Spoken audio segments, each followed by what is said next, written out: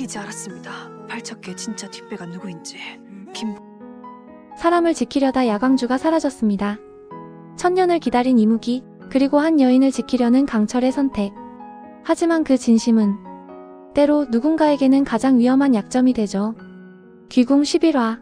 이제는 되돌릴 수 없는 선택과 희생의 대가가 시작됩니다.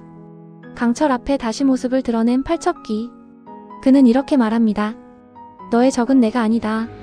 저 왕가의 핏줄들이다. 도발처럼 들리지만 그 속엔 뭔가 숨겨진 진실이 있습니다. 팔척기는 무언가를 깨달았다는 듯 갑작스레 사라집니다.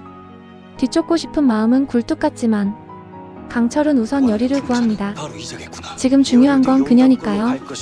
여리는 여전히 혼란스럽습니다. 자신이 왜 살아남았는지, 왜 미끼라고 불렸는지 도무지 감이 잡히지 않습니다.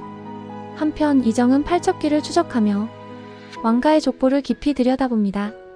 그는 연종대왕, 100년 전 왕이자 갑작스런 죽음들로 둘러싸인 중심 인물을 주목합니다. 팔척기의 정체와 분노, 그 모든 시계바늘은 바로 100년 전 용담골을 가리키고 있습니다. 이야기의 중심축이 과거로 닿기 시작하죠. 하지만 이야기는 감정의 영역으로 깊어져 갑니다. 여리는 조심스레 강철에게 다가섭니다. 그리고 이렇게 말합니다. 난 더 이상 경기석 필요 없어. 네가 나의 경기석이야. 도성에서도 용담골에서도 혼자였던 날들 속 자신을 바라봐주고 지켜준 건 늘 강철. 이 고백은 그 자체로 강철이 인간의 감정을 받아들이는 전환점이 됩니다. 하지만 이 고백을 엿들은 또 다른 존재, 비비는 속이 뒤집힙니다. 그녀는 강철이 이무기의 사명을 잊고 인간의 정에 휘둘릴까 두려운 거죠. 그 두려움은 질투로 그리고 분노로 변해갑니다. 동시에 팔척기는 조용히 판을 짭니다. 그는 풍산을 숙주로 삼아 왕권을 넘보며 신당 깊숙한 곳에 여리를 유인합니다. 그 목적은 단 하나, 강철이 따라오게 만드는 것. 결국 강철과 비비는 그 자리에 함께 마주하게 됩니다. 둘은 원래 같은 편이었죠. 하지만 지금은 같은 사람을 지키겠다는 마음 때문에 서로 칼을 들고 맞서게 됩니다. 비비는 말합니다. 이대로는 안 돼. 형님이 너무 멀리 가고 있어. 강철은 대답합니다. 나는 너와 싸우고 싶지 않아. 하지만 비비는 결심합니다. 형님을 지키기 위해선 강철을 되돌려야 한다고.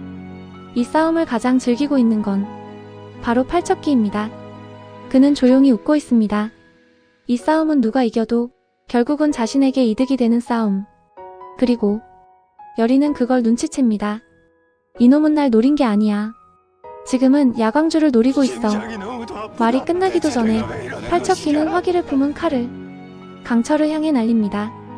그리고 그 칼을 대신 맞은 사람, 바로 비비였습니다. 야광주는 비비의 몸에서 빠져나갑니다.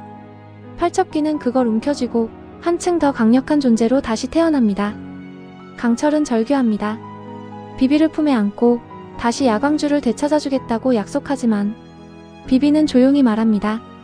나는 그저 형님을 지키려고 한 건데 너무 멀리 가는 형님이 무서워서 그랬어요. 강철은 이제 또 하나의 상실을 안게 되었습니다. 여리 할머니 그리고 비비. 팔척기에게 소중한 사람을 잃은 이들의 분노가 이제 본격적으로 깨어나기 시작합니다. 11화는 사랑과 희생 그리고 분노의 불씨가 한꺼번에 폭발하는 회차였습니다. 강철과 여리는 이제 용담골로 향합니다. 팔척기의 정체를 파헤치기 위해 그리고 소중한 이들을 위해 끝까지 싸우기 위해. 하지만 그 길이 결코 단순한 복수로 끝나진 않을 겁니다. 사랑 때문에 움직인 이들이 사랑 때문에 무너지기도 하니까요. 그를 지키기 위해 선택한 희생, 과연 그 끝엔 구원이 있을까요? 다음 회차 12화에서는 용담골에서 모든 비밀이 열릴지도 모릅니다. 누군가는 사랑을 지키려 했고 누군가는 진실을 묻으려 했습니다.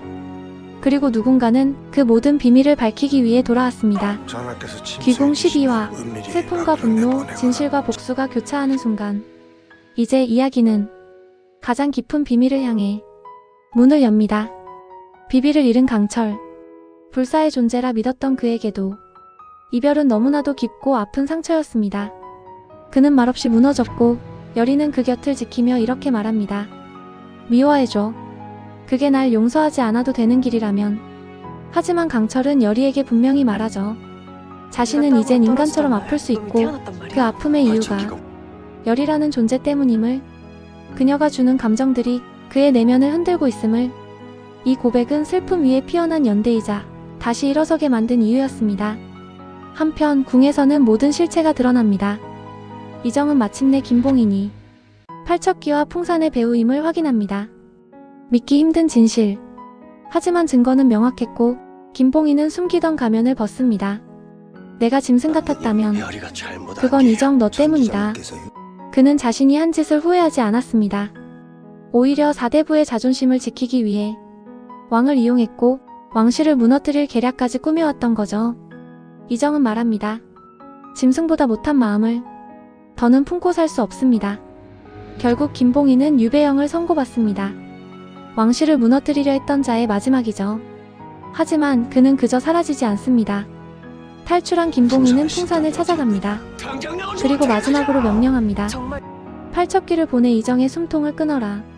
하지만 그 명령은 팔척기에게 전혀 통하지 않습니다. 지금의 팔척기는 김봉인을 더 이상 필요치 않으니까요.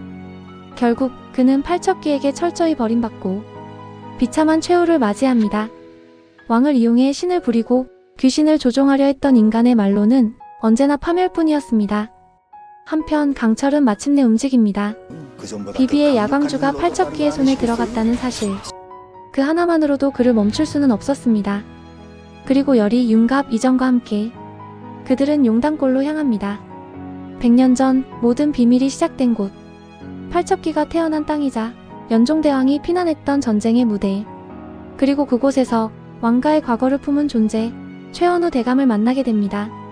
이정은 최원우에게 고조부가 남긴 100년 전 서책을 보여달라 청합니다. 하지만 최원우는 완강하게 말합니다. 그런 책은 없습니다. 모두 오래전에 사라졌습니다. 거짓이었습니다. 그리고 그 순간 가문 안에서 봉인되었던 또 하나의 진실이 나타납니다. 그의 딸 인선.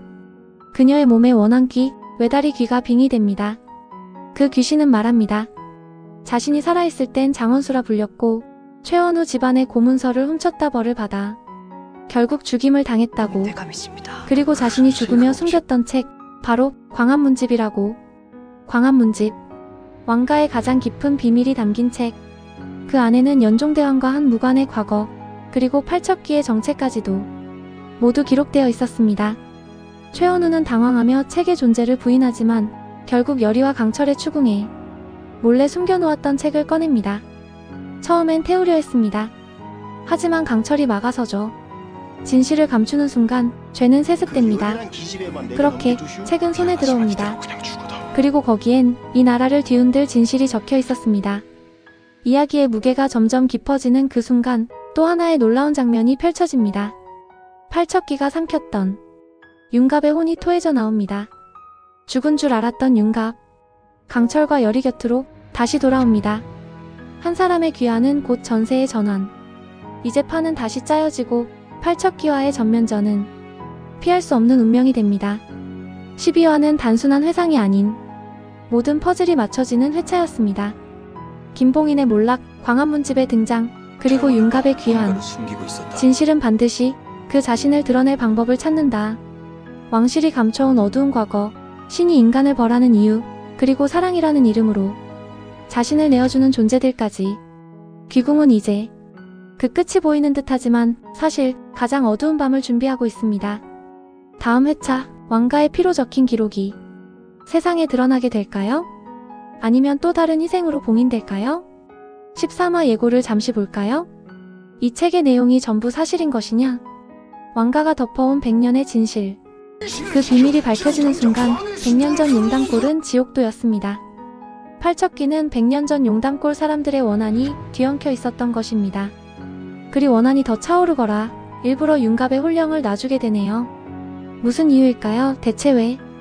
윤갑의 홀령은 원한으로 물들어갑니다. 그리고 원자마마에게 향하는 검은 손. 윤갑의 몸에 깃든 강철의 이상 징후. 열이를 지킬 수 있을지 장담할 수 없습니다. 선택의 순간 누군가는 다시 사랑을 내어줘야 할지도 모릅니다.